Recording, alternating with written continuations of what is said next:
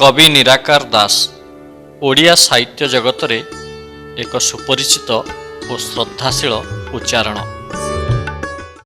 तांको कविता गुड़िक जेमिति निष्कपट और सरल, तांको हृदय मध्य सेमिति दरदी सरल और छंदहीन एक नईर ढेउ परी छल छल। मनिषर चिंता और चेतना को एपरी एक उच्चतर जगत को नहीं जावाकू से चाहती, जेउठी कुसंस्कार अंधविश्वास और अज्ञानतार बादल ज्ञानर आलोकरे आपे आपे दूरे जाउथिबो।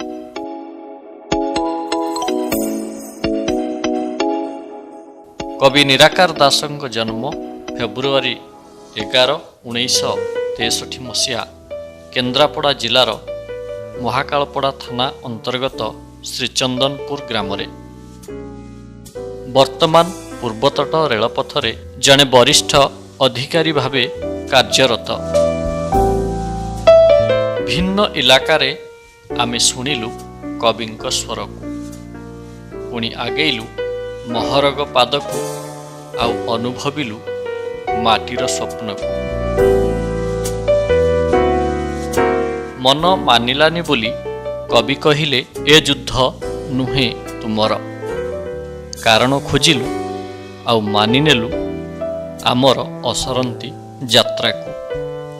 तेबे चलंतु दर्शक बंधु मन भरी कवि को जानिबा किछि कथारे आउ सुनिबा किछि कवितारे।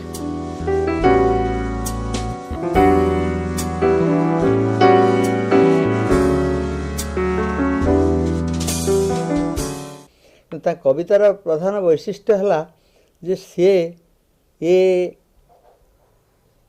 जह्न सूर्य नायक नायिका ये सबूर चित्रकल्प को दूर रखी से विशेषकर जनसाधारण के विषय एवं सर्वहरा खटिखिया नथिला वाला एमानक विषय से बहु वैशिष्ट्यपूर्ण प्रभावशाली कविता रचना कर।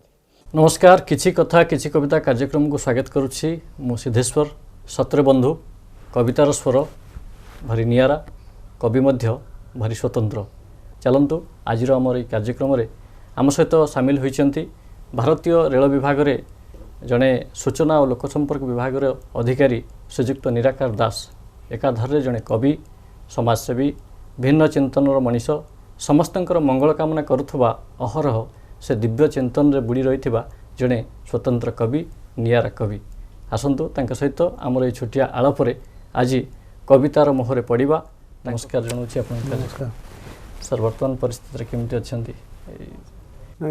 वर्तमान कोविड महामारी जो 2 वर्ष धरी जो प्रभाव पकेला से कोविड महामारी समय आमर रेल कर्मचारी माने जेते सब रेल अधिकारी माने समस्ते तांकर 24 घंटा से काम करचंती। ये वृत्तिगत भितर ये कविता ये जो सारस्वत साधना आपन केमिति चली? वास्तव रे कहिबा को गले मु भी एक कथा बहुत भाबे जे आमको जो माने भाबुथिबे जे आमे बही छापुछु, कविता लिखुछु, साहित्य चर्चा करुछु, जो माने बहुत लोक भाबंती जे इमाने जेहेतु बही लिखुचंती काम करुचंती तेणु से माने तांको कर्तव्यर अवहेला करथुबे। किंतु वास्तव रे मु जेति देखिली जो मान सब लिखुचंती आम रेलवे रे जो मान सब गल्प लिखुचंती, जेमति कृपासागर साहू जने बहुत विशिष्ट कवि, बहुत लिखिचंती, बहुत कवि अछंती। किंतु वास्तव रे से काम को आमर जो कामर जो जीवन शैली सेटा एक्चुअली हैम्पर करे ना, सेटा तार किछि क्षति करे ना। आम कर्तव्य निष्ठारे आमे आउर बढ़ी जाऊ एवं विशेषकर लोक संपर्क विभाग रे मोर जो साहित्य मत बहुत साहाय्य करछि, कारण साहित्य और सांबादिकता ये दीटा परस्पर अंगांगी भाव जड़ित। तेबे आपण एवं आज जे आपण कवितार मोहरे केबे पढलेनी, केबे ठार कवितार मोहरे मु पढिलेनी? मु जेते बेले भुवनेश्वर रे पढुथिली बीजेपी कॉलेज रे ମୁଁ ସେ ସମୟରୁ କବିତା ଅଳ୍ପ ଅଳ୍ପ ଲେଖୁଥିଲି କିନ୍ତୁ ମୁଁ ଯେତେବେଳେ ବ୍ରହ୍ମପୁର ବିଶ୍ୱବିଦ୍ୟାଳୟରେ ପଢ଼ିଲି ଆଜ୍ଞା ବ୍ରହ୍ମପୁର ବିଶ୍ୱବିଦ୍ୟାଳୟରେ ପଢ଼ିବା ସମୟରେ ମୁଁ କବିତା ମୋର ପ୍ରକୃତ କବିତାର ଭଲ ପାଇବା ଆଉ କବିତା ପ୍ରତି ପ୍ରେମ ସେଇଠି ଜାଗ୍ରତ ହେଇଛି ଏବଂ ସାହିତ୍ୟ ପ୍ରତି ଯେଉଁ ଭଲ ପାଇବା ଏବଂ ସାହିତ୍ୟ ଚର୍ଚ୍ଚା ମୋର ସେଇଠି ହେଇଛି ଆଉ ସେଇଠି ମୋର ଉତ୍ତରଣ ହେଇଛି। ତ ଏବେ ଆପଣ କୁହନ୍ତୁ ଆପଣ ପିଲାଦିନ କେମିତି କଟିଥିଲା? ପିଲାଦିନ ମୋର ଗାଁରେ କଟିଥିଲା। ଗାଁରେ ପିଲାଦିନେ ମୁଁ ସବୁଠୁ ଗାଁ ବିଷୟରେ ବି ଆମ ଗାଁ ହେଉଛି ମୋ ଗାଁ ନାଁ ହେଲା ଶ୍ରୀଚନ୍ଦନପୁର, ଆଜ୍ଞା କେନ୍ଦ୍ରାପଡ଼ା ଜିଲ୍ଲା ମହାକାଳପଡ଼ା ବ୍ଲକର ଆଜ୍ଞା ଶ୍ରୀଚନ୍ଦନପୁର ଆମ ଘର। ସେ ଯେଉଁ ଗାଁରେ ମୁଁ ଛୋଟବେଳେ ମୁଁ ଯେତେବେଳେ ପଢ଼ୁଥିଲି ପ୍ରଥମ ଶ୍ରେଣୀରୁ ଛୋଟବେଳୁ ମୋର ଗୋଟେ ବଡ଼ ହବି ଥିଲା ଯେ ମୁଁ ଗାଈ ଚରେଇ ନିଏ। ଗାଈ ଚରେଇବା ମୋତେ ଗୋଟେ ଭାରି ଖୁସି ଲାଗେ। ମୁଁ ଛୋଟବେଳୁ ଗାଈ ବଳଦ ଚରେଇକିରି ମୁଁ ଆଣେ ଏବଂ ମୁଁ ସନ୍ଧ୍ୟା ପର୍ଯ୍ୟନ୍ତ ଗାଈ ପେଟ ପୁରିବା ପର୍ଯ୍ୟନ୍ତ ମୁଁ ଅପେକ୍ଷା କରିବି ଏବଂ ତାକୁ ଚରେଇ ଚରେଇ ଚରେଇ ଚରେଇ ଆଣିବି ଯେମିତି ସେ ତା ପେଟଟା ପୁରିବ, ସମ୍ପୂର୍ଣ୍ଣ ପେଟ ପୁରିଯିବ। ଗାଈ ଚରେଇବି, ଗାଈ ରଖିବାକୁ ଯାଏ ଏବଂ ଏଇସବୁ ଆଉ ସବୁ ସେ ଯେଉଁ ସେ ଡାବଳପୁଆ ଖେଳ, ସେ ପାକିଲି ଖେଳ, ଇଏ ଖେଳ ସେ ତ ସବୁ ବହୁତ ହେଇଛି କିନ୍ତୁ ପାଣିରେ ବୁଡ଼ିବା, ନାଚ ଦେଖିବା ଏସବୁ ଜିନିଷ ତ ବହୁତ ଯେମିତି ଛୋଟବେଳେ ଯାହା ସବୁ ଗାଁରେ ହୁଏ ସେସବୁ ବହୁତ କରିଛି। ପରବର୍ତ୍ତୀ ସମୟରେ ମୋ ବାପା ଯେତେବେଳେ ଜାଣିଲେ ଯେ ଇଏ ଏଇଠି ଏତେ ଡିଆଁ ଡିଁ କଲାଣି ଆଉ ପାଠ ପଢ଼ି ପାରିବନି, ଏଠି ବେଶୀ ଭଲ ପାଠ ହେବନି, ତେଣୁ ମୋତେ ଅଷ୍ଟମ ଶ୍ରେଣୀରେ ମୋ ମାମୁଁ ଘର ହେଉଛି ଗୁପ୍ତିରା ଚନ୍ଦନନଗର ହାଇସ୍କୁଲରେ ମୋତେ ପଢ଼ିବାକୁ ପଠାଇଦେଲେ ଏବଂ ମୁଁ ସେଠି ଯାଇ ମାମୁଁ ଘର ରହିକରି 4 ବର୍ଷ ପାଠ ପଢ଼ିଲି। ଆପଣଙ୍କର ପ୍ରଥମ ପୁସ୍ତକ ଭିନ୍ନ ଇଲାକାର ସ୍ୱର। ତ କିଭଳି ଭାବରେ ସେ ପ୍ରସ୍ତୁତ ଥିଲା ଆଉ ସେ କବିତାରେ ଆପଣ କ'ଣ କହିବାକୁ ଚାହିଁଛନ୍ତି? ସେ କବିତାରେ ସେଇ କଥା, ଆଜ୍ଞା ତା ଦେହରେ ଜୀବନର କଥା କିଛି ଅଛି। ମୁଁ ଲେଖିଛି ସ୍ତ୍ରୀ କେମିତି ହେବ, ପୁଅ କ'ଣ, ବାପା କ'ଣ, ମା' କ'ଣ, ସମସ୍ତଙ୍କୁ ନେଇକି ମୁଁ ଲେଖିଛି କବିତା। କିନ୍ତୁ ତା ଭିତରେ ସେଇ କଥା, ନୂଆ ସକାଳର କଥା ଗୋଟେ କବିତା, ସୂର୍ଯ୍ୟ ଉଇଁବ ଗୋଟେ କବିତା ଅଛି। ନୂଆ ସକାଳର କଥା ମୁଁ ସେଠି କହିଛି, କେମିତି ଗୋଟେ ନୂଆ ସକାଳ ଆସିବ, ଆମେ ନୂଆ ସକାଳ ଦେଖିବୁ, ଆମେ ଏଇ ଅନ୍ଧକାର ଭିତରେ ଅଛୁ। ଯେ ମୁଁ କବିତାରେ ମାନେ ମୋର ପ୍ରିୟଜନ ଯେଉଁମାନେ, ମୁଁ କହିଛି ବହୁ କବିତାରେ ମୁଁ ଲେଖିଛି ମୋ ପ୍ରିୟଜନ ମାନେ ମୋର ପ୍ରିୟଜନ ମାନେ ହେଉଛନ୍ତି ଏଇ ଦୁଃଖୀ ଦରିଦ୍ର ନିଷ୍ପେଷିତ ମଣିଷ, ତାଙ୍କୁ ମୁଁ ପ୍ରିୟଜନ ବୋଲି ସମ୍ବୋଧନ କରିଛି। ଏଇ ନିଷ୍ପେଷିତ ମଣିଷର ଉତ୍ଥାନ ପାଇଁ ଏବଂ ସେମାନଙ୍କୁ ଗୋଟେ ନୂଆ ସକାଳ କେମିତି ଦେଖିବେ, ନୂଆ ଦୁନିଆ ଦେଖିବେ, ଗୋଟେ ସୁସ୍ଥ ସମାଜ ଦେଖିବେ, ଯେଉଁ ସମାଜରେ ସମାନତା ଥିବ, ଯେଉଁଠି ଭେଦାଭେଦ ନଥିବ, ଯେଉଁଠି ଉଚ୍ଚ ନିଚ ନଥିବ, ଯେଉଁଠି ଜାତିଭେଦ ନଥିବ, ଯେଉଁଠି ଧର୍ମକୁ ନେଇ ଦଙ୍ଗା ନଥିବ ଏବଂ ଇଏ ଗୋଟେ କଳା ଧଳା ଭେଦଭାବ ନଥିବ, ମାନେ ଏଇସବୁ ଭେଦଭାବର ଊର୍ଦ୍ଧ୍ୱରେ ଗୋଟିଏ ନୂଆ ସମାଜ ଗଠନ ହୋଇପାରିବ, ଯେଉଁ ସମାଜରେ ଗୋଟେ ମଣିଷ ଶାନ୍ତିରେ ନିଶ୍ୱାସ ନେଇପାରିବ। ଏ ଉଦ୍ଦେଶ୍ୟରେ ଆପଣ ଏଇ ହିସାବରେ ବହୁତ କବିତା ଲେଖିଛି ଏବଂ ତା ପରବର୍ତ୍ତୀ ଯେଉଁ କବିତା ସବୁ ଆସିଛି ଯେ ସେଟା ମୁଁ ଯେଉଁ ସ୍ୱପ୍ନ ଦେଖିଥିଲି ସେଟା ଲେଖିଛି ଭିନ୍ନ ଇଲାକାର ସ୍ୱରରେ। ସେ ଭିନ୍ନ ଇଲାକାର ସ୍ୱରର କବିତା କିଛି ମନେ ଅଛି କି? କବିତାର ଶୀର୍ଷକ 10 ତୁଠ। କାଲି 10 ତୁଠ ମୋ ମା'ର, ବାପା ଫେରୁଛନ୍ତି ଖବର ବାଣ୍ଟି ବାଣ୍ଟି। ପୁରୋହିତ କହିଛି ଖୁବ୍ ଅନିଷ୍ଟ ହେବ, 3 ପାଦିଆ ପୁଷ୍କର ଲାଗିଛି। ଅନିଷ୍ଟ ସ୍ୱପ୍ନ ଦେଖିଲେ ମା ଚମକି ପଡ଼େ, 108 ବେଲପତ୍ର ଚଢ଼ାଏ ଶିବଙ୍କ ମଥାରେ। ମା ରଇ ଶୀତଳେଇ ଫେରିଛି, କେହି ଛୁଁ ନାହାନ୍ତି ମୋତେ। ମା'ର ରଇ ଶୀତଳେଇ ଫେରିଛି, କେହି ଛୁଁ ନାହାନ୍ତି ମୋତେ। ମୁଁ ଅଣସୁଧିଆ ଅପବିତ୍ର, ଏ ଦେହ ଘର ମାଟି, ତିକତ ଖାଇଥିବା ଯେତେ ପରିଜନ। ଯା ଦେହର ରକ୍ତ ପିଇ ମୁଁ ପାଲଟିଛି, ଚିହ୍ନିଛି ସୂର୍ଯ୍ୟ ପୃଥିବୀ ନକ୍ଷତ୍ର। ମୋତେ ଲଣ୍ଡା କରି ଛେଲୁଆ ଠେକିରେ ଭାତ ପାଣି ଦେବାକୁ ବାପା ଶିଖଉଛନ୍ତି 10 ଦିନ ଧରି। ଫୁଲରେ ସୁନା ଥାଳିରେ ବାପା ସଜାଡ଼ନ୍ତି ବିଛାନ୍ତି ମା ପାଇଁ, ଜାତି ଜାତିକା ଅନ୍ତରଙ୍ଗ ସ୍ୱପ୍ନ। ପୁରୋହିତ କିଳାଉଛନ୍ତି ମୋ ଦେହ, काले डरबी मो माँ को काले ग्रासीब डाणी होई मोते मो संसार को लक्ष्मण रेखा काटी फेरी जावाकू कहउछंती एबे एउठू मोते बाघ भूत बोमारे बाघ भूत बोमार भयरे मु मुह गुंजे मो माँ पणत कानी रे पणत कानी पालटी जाए एक निरापद घर एबे पांच भाई सहित जीवाकू हेब माल हांडी नहीं कहबाकू हेब हाथ जोड़ी मुंड नुआई आसीबुलो माँ मो घर को तेलुगुणी बिछाकी मंजारी होई तेलुगुणी बिछाकी मंजारी रूप होई आउ मनीष होई आसीबार आवश्यक नहीं आउ मनीष होई आसीबार आवश्यक नहीं। तो एपर्यंत आपणकर केते गोटी पुस्तक संकलन हो पारछि और की पुस्तक मोर वर्तमान 5टी माने प्रकाश पाई संकलन कविता संकलन आउ 4टी संकलन करिया पई आउ प्रस्तुत चलछि वर्तमान यही सब कर्म व्यस्त माने जो आम रेलवे रे जो 24 घंटिया जो व्यस्तता भितर आमर छुट्टी फुटी भितर भी आम 24 घंटा बुट केतबेले कौन हम ट्रेन चलू 24 घंटा आम 24 घंटा गोटे एनगेज होकर रोचु जो तो से समय मिलूनी सब करने ता सत्वे भी आहरी 4 कविता अच्छी बही करी बर्तमान भिन्न इलाकार स्वर तापर ए युद्ध नुहे तुमर महरग पादे माटीर स्वप्न तापरे मोर चतुर्थ कविता हला विभिन्न वसुधा पंचम हला असरंती यात्रा।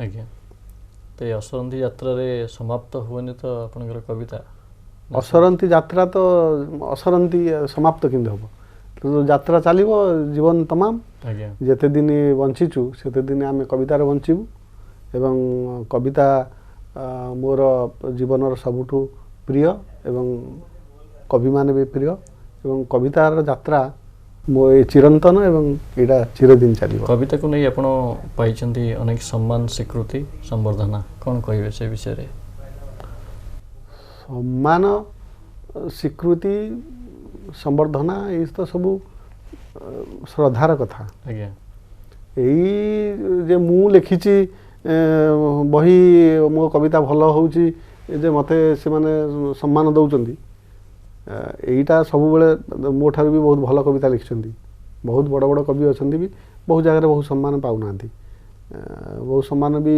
बहुत कम लिखिकरी बहुत सम्मान पाउचंती आज्ञा सेटा जो चारियाड प्रचार होउची जे किए सब तेल मारी एक्चुअली जो माने गोटे अवार्ड दउचंती बा गोटे संवर्धना दउचंती कि जहा करचंती से माने एक्चुअली जहा को श्रद्धा करंती तांको हिसाब रे तांको मानसिक स्थिति की लेकरी तांको निज दर्शन को लेकरी जहा को से माने श्रद्धा करंती तांको संवर्धना दियंती बा ये करंती तेणु श्रद्धा संवर्धना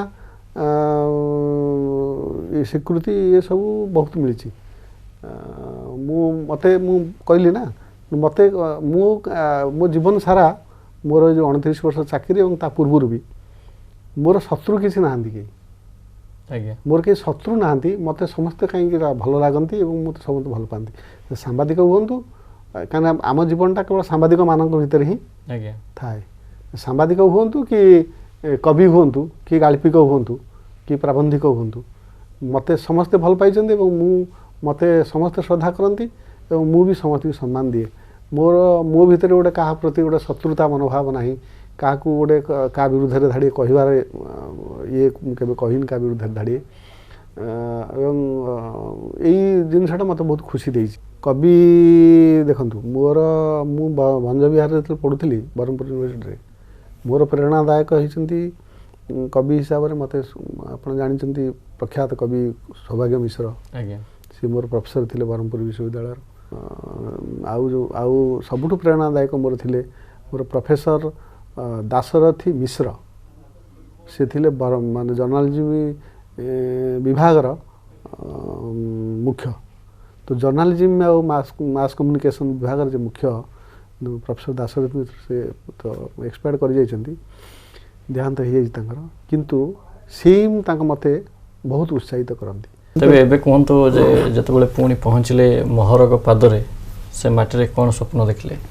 ହେ ମୋର ପ୍ରିୟଜନ ମାନେ, ଦୁନିଆ ଯାକର ଯେତେ ବୋଝ ଲଦି ଦିଅ ମୋ ମୁଣ୍ଡରେ, ମୁଣ୍ଡ ଟେକି ସଳଖି ଚାଲ ହେ ମୋର ପ୍ରିୟଜନ ମାନେ।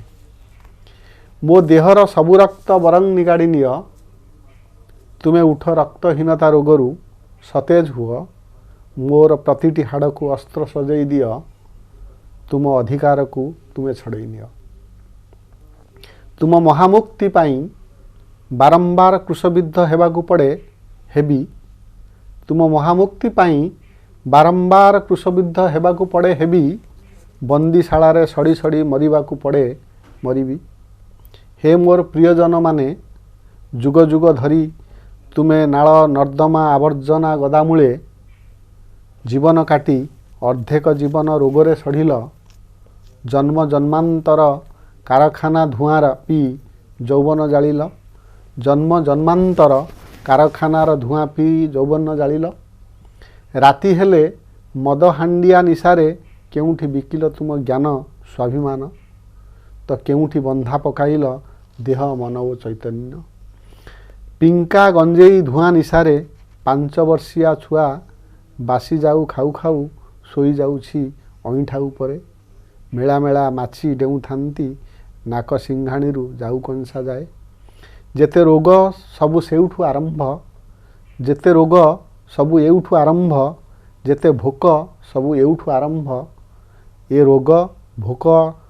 ରୋଗ ଭୋକର ସହରରେ କିଏ ଖୋଜୁଛି ଗଣତନ୍ତ୍ର ସାମ୍ୟବାଦ କି ମାନବବାଦର କଥା। ଏ ରୋଗ ଭୋକର ସହରରେ କିଏ ଖୋଜୁଛି ଗଣତନ୍ତ୍ର ସାମ୍ୟବାଦ କି ମାନବବାଦର କଥା।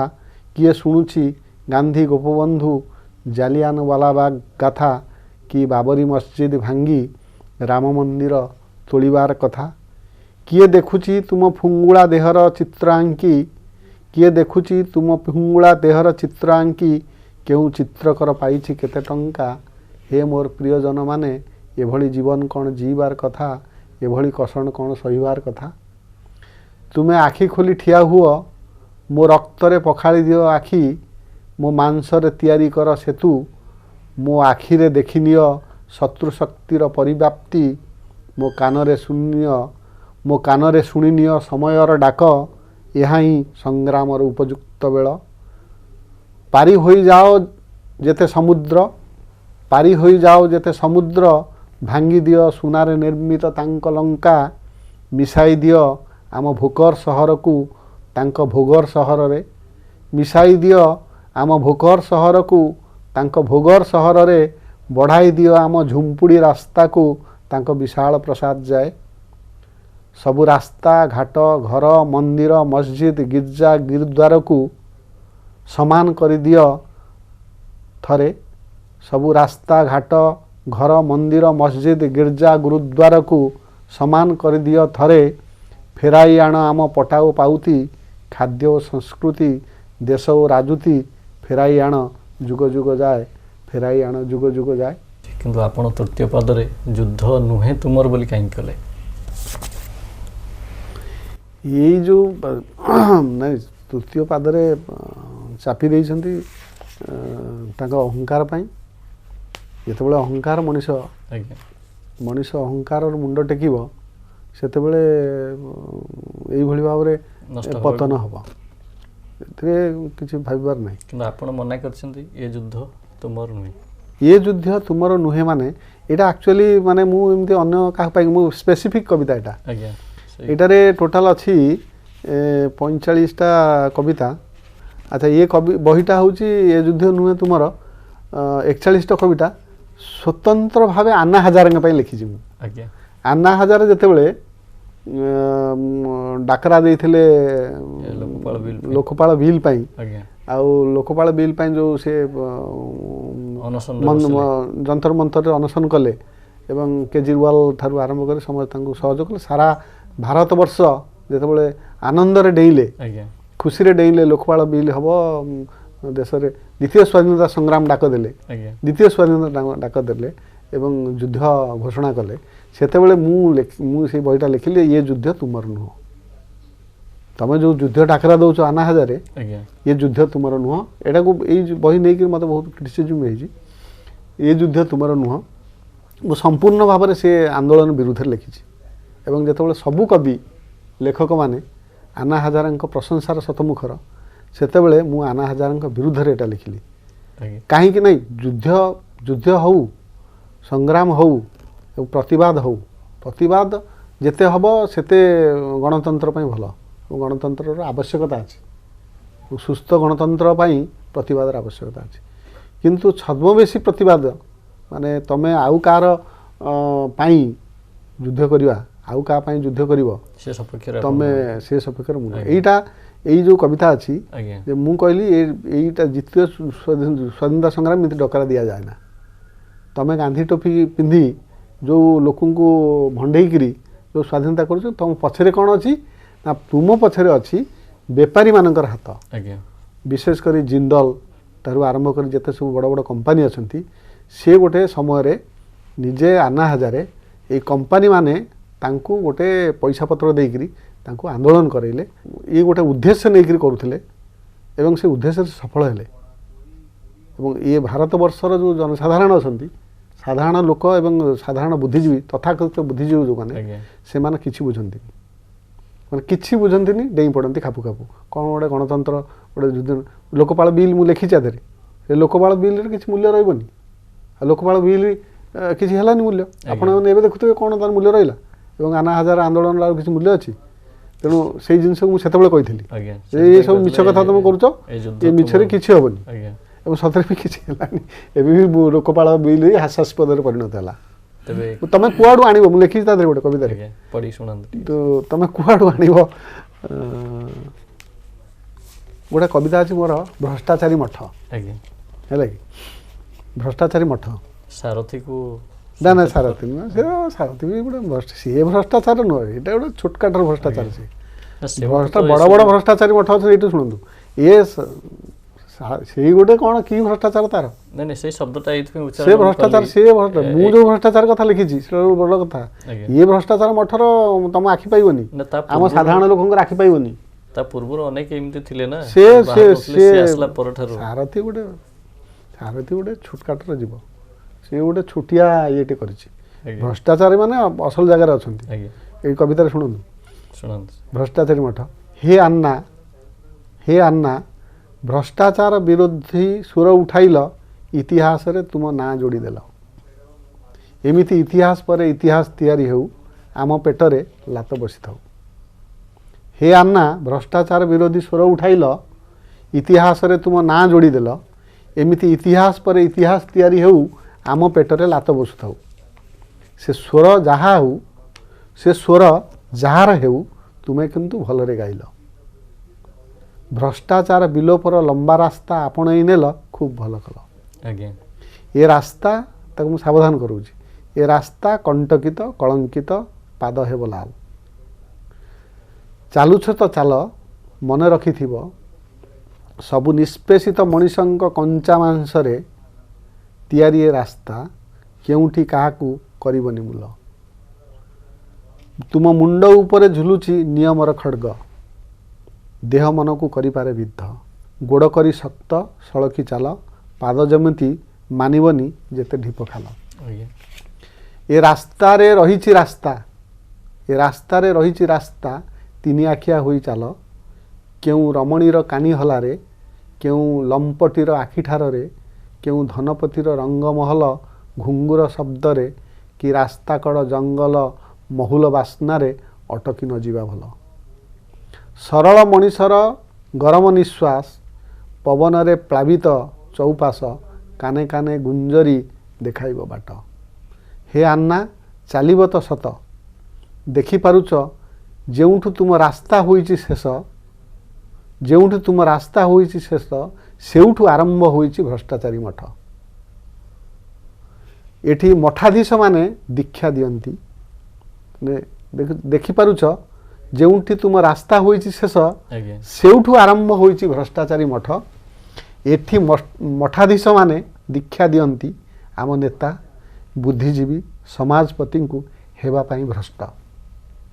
ଭିକ୍ଷା ନେଉଛନ୍ତି ଏମାନଙ୍କଠୁ, आम मानविकता नीति और आदर्श देखिपारुन जदि मागिनिय आम व्यासमानंक ठारू दिव्य नेत्र देखिब शिक्षा गुरु परि शिखाउचंती केमिति मनीष चेतनार उत्तरण ही संपदर बड़ शत्रु मनीष चेतनार उत्तरण ही संपदर बड़ शत्रु मनीष भावनार विकिरण डाके केमिति साम्राज्यवादर मृत्यु महंतिया आशीर्वाद परि मुंडरे लदी पकाउछंती धन संपदर मुझ महंतिया आशीर्वाद परि मुंडरे लदी पकाउछंती धन संपदर बोझ दीक्षा गुरु परि शुणाउछंती संपदरे केमिति अयस करा जिवो अर्थरे केमिति अनर्थ तैयारिबो दीक्षा गुरु परि शुणाउछंती संपदरे केमिति अयस करा जिवो अर्थरे केमिति अनर्थ तैयारिबो अवतारी परि आशीर्वाद ढाली देउछंती जाओ ससागरा धरा तुमर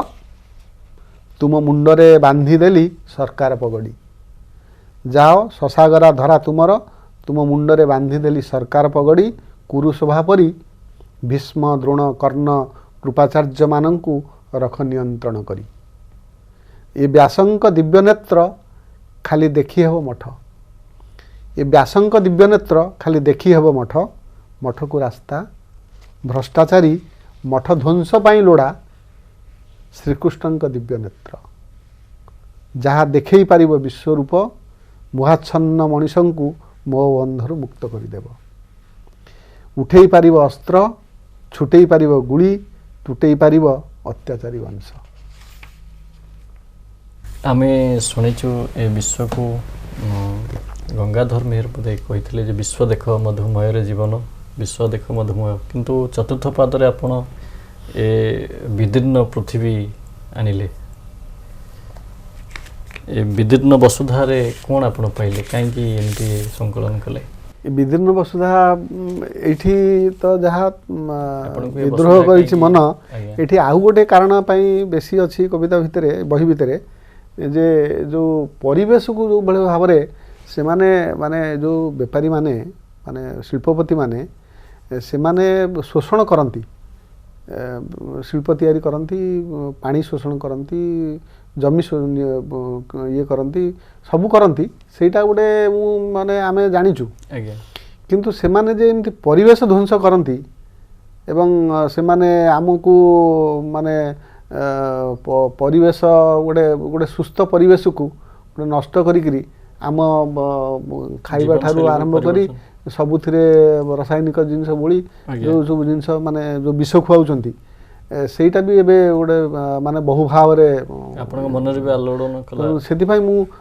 एथिरे बेसी माने परिवेश ध्वंस विरुद्ध रे लिखिछि एवं सेही व्यापारी माने केमती आम पानी पवन जल जमी सबू माने किणी नहीं जाउछंती एवं आम सबुजीमा को केमती ध्वंस करूछंती आम गाँ को ध्वंस करूछंती आम खेल पड़िया को ध्वंस करूछंती आउ कंक्रीट जगह गोटे इस्पात खाउन बोली गोटे कविता अछि से क्षोभ को नेकी आपण कविता माने सबु सॉल्यूशन दैछंदी सबु कविता मोर सॉल्यूशन अछि जो कविता माने मु लिखिछि ता परे तळे गोटे माने लास्ट को मो कविता रे ये होछि जे मु गोटे सॉल्यूशन देई थाए गोटे ये केमिति तुमे एटा को ये कर परिबो सेमिति किछि समाज रे प्रभाव पकेला भली कविता ते पढन अयसरे बयस बिताउथिबा निश्वासर विश्वास तुटाउथिबा मनीष माने टिके सुण धान गछर पेंडा आउसिबाकू सोरिष फुलर हस देखिबाकू निश्व साजिथिबा तुलसी मंदार गेंडू कनियर धाड़ी मल्ली फुलर बास्ना कदम्बर सुगंधरु नाक फेराई नेउथिबा हंस हंसराळींक केली बग बगुली गेंडालियांक काकली कई पोखरी पद्मवनर शोभारू आखि फेराई नेउथिबा गाई बाछुरी हंबारड़ी बिलुआर हुके हु कुंभाटुआर डाककू कान बंद करुथिबा हे संपदांध मनीष माने टिके सुण जमी जंगलरू जमी जलरू फल खोजी माटी पवन संगे बल कसी कंक्रीट इटारे माटी को बांधी आकाश महाकाश को बंधा पकई कारखाना धुआरे आम पंचभूत को पंचामृत करी जीए चलू कला बीच बजार रे तुमे सेईटी भक्त साजिच रक्त को पानी करी केउ स्वप्न पूरण आशारे स्वप्न देखुच तुमे बड़ बड़ुआ माने ଅନ୍ଧାରରେ ନ ଆସି ସ୍ୱପ୍ନ ଦେଖୁଛ ତୁମ ବଡ଼ ବଡ଼ୁଆ ମାନେ ଅନ୍ଧାରରେ ନ ଆସି ଆଲୋକରେ ଆସି ଆଲୋକରେ ଯିବେ। ତଳତଳିଆ ମାନେ ମାଟି କାଦୁଅରେ ନ ଚାଲି ଚାଲିବେ ମାର୍ବଲ ଚଟାଣରେ। ଖାଇବେ ଷ୍ଟିଲ୍ ଥାଳିରେ ଶୋଇବେ ଷ୍ଟିଲ୍ ଖଟରେ। ସବୁ ଜମି ଜଙ୍ଗଲକୁ ବଦଳେଇ ଦେବେ ଇସ୍ପାତ ନଗରୀରେ। ବାରମ୍ବାର ପ୍ରକୃତିର ପାହାର ଖାଉଥିବା ସୁନା ଖଣି ଉପରେ ଠିଆ ହୋଇ ଆହାର ମାଗୁଥିବା ହେ ଧର୍ମାନ୍ଧ ମଣିଷମାନେ, ଶୁଣିଲଣି ଏମିତି ଗ୍ଲୋବାଲ ୱାର୍ମିଂ ଜାରି ରହିଲେ ଶୁଣିଲଣି ଏମିତି ଗ୍ଲୋବାଲ ୱାର୍ମିଂ ଜାଣି ରହିଲେ ବସ୍ ଭଳି ଆକାର ହେବ ସାପର, ଘୋଡ଼ା ହେବ ବିଲେଇ, ପିମ୍ପୁଡ଼ି କଟାସ ସାଜିବ, ମଣିଷକୁ ପୁନଶ୍ଚ ମାଙ୍କଡ଼ ଜନ୍ମକୁ ଫେରିବ, ସରୀସୃପଙ୍କ ଆକାର ବଢ଼ି ବଢ଼ି ଆକାଶ ଛୁଇଁବ। ତେବେ ଦର୍ଶକ ବନ୍ଧୁ, ଯାତ୍ରା ତ ଅସରନ୍ତି କେବେ ସରିବନି। ତେବେ ତଥାପି ଶେଷରେ ଆମେ କବିଙ୍କ ଠାରୁ ଏ କବିତା ଶୁଣିବାନି, ଆମେ ପଢ଼ିବାକୁ ଚେଷ୍ଟା କରିବା। ଆପଣମାନେ ଏ ଅସରନ୍ତି ଯାତ୍ରାକୁ କେବେ ସମୟ ପାଇଲେ ପଢ଼ିବେ। କେବଳ ଏତିକି ଶୁଣି ନେବା ଏ ଯାତ୍ରାରେ ସେ କ'ଣ ରଖିଛନ୍ତି ପାଠକମାନଙ୍କ ପାଇଁ ବାର୍ତ୍ତା। ନାଇଁ, ଅସରନ୍ତି ଯାତ୍ରା, ଏଇ ଅସରନ୍ତି ଯାତ୍ରାଟା ବହିଟି ଏ ସବୁ ଗୁଡ଼ାକ ଆପଣ ଦେଖିଲେ ସବୁ ବିଦ୍ରୋହ କବିତା ଏବଂ ବିପ୍ଳବାତ୍ମକ କବିତା, ଏସବୁ ସମାଜ ଧର୍ମୀ କବିତା ଏସବୁରେ ଏମିତି ଅଛି। କିନ୍ତୁ ଏଇ ବହିଟା ମୋର ହେଉଛି ପ୍ରେମ କବିତା। ପ୍ରେମ ତ ମହାନ, ଯାହାର ଯାହା ଜୀବନରେ ପ୍ରେମ ନାହିଁ ତାହେଲେ ତା ଜୀବନ ତ ଶୁଷ୍କ, ପୂର୍ଣ୍ଣାଙ୍ଗ, କେବେ ବି ପୂର୍ଣ୍ଣାଙ୍ଗ ନୁହଁ। ମୋର ସେଠୁ ଏଇଠି ଯେଉଁ ଲେଖିଛି ପ୍ରେମ ଓ କରୁଣାର କମନୀୟ କାନ୍ତି, ତା ଦେହରେ ଲେଖିଛି ତାର ପ୍ରଥମ ଗୋଟେ ଲାଇନ୍ ଦୁଇ ଲାଇନ୍ କହିଦେଉଛି। ଯାତ୍ରା ଅସରନ୍ତି ପଥ ବି ଅସରାନ୍ତି, ତଥାପି ଚାଲିବାର ଅଫୁରନ୍ତ ଶକ୍ତି ମୋତେ ଟାଣି ନେଉଛି ଆଗକୁ, ଆହୁରି ଆଗକୁ। ବେଳେବେଳେ ଥକି ପଡ଼ୁଛି ସମୟ, ମୁଁ ନୁହେଁ। ବେଳେବେଳେ ଭାଙ୍ଗି ଯାଉଛି ଅଣ୍ଟା ବୟସର, ମୋର ନୁହେଁ। ମୁଁ କିନ୍ତୁ ଚାଲିବାର ଉଦ୍ୟମତାରେ ଉଦ୍ୟତ, ଚାଲିବାର ଚପଳତାରେ ଛଳ ଛଳ, ଅନନ୍ତ ସମୁଦ୍ରରେ ମିଶିବାର କଳକଳ ଧ୍ୱନିର ଅଗ୍ରସର। ନିଶ୍ଚିନ୍ତ ଭାବେ ଦର୍ଶକ ବନ୍ଧୁ, ଏଭଳି ଭାବରେ ନିରାକାର ଦାସ ତାଙ୍କର କବିତାର ଯାତ୍ରାରେ ଅସରନ୍ତି କବିତା ଲେଖି ଚାଲିଥାନ୍ତୁ। ଏଇଭଳି ମହାନ କବିମାନଙ୍କର ଜୀବନ ଯାତ୍ରାକୁ ନେଇ କିଛି କଥା କିଛି କବିତାରେ ଆମେ ଆଗଉଛୁ। ଆଜି ପାଇଁ ଏ କାର୍ଯ୍ୟକ୍ରମ ଏଇଠି ରଖୁଛୁ। ନମସ୍କାର, ପୁଣି ଦେଖା ହେବା ଆର ଅଧ୍ୟାୟରେ। ନମସ୍କାର।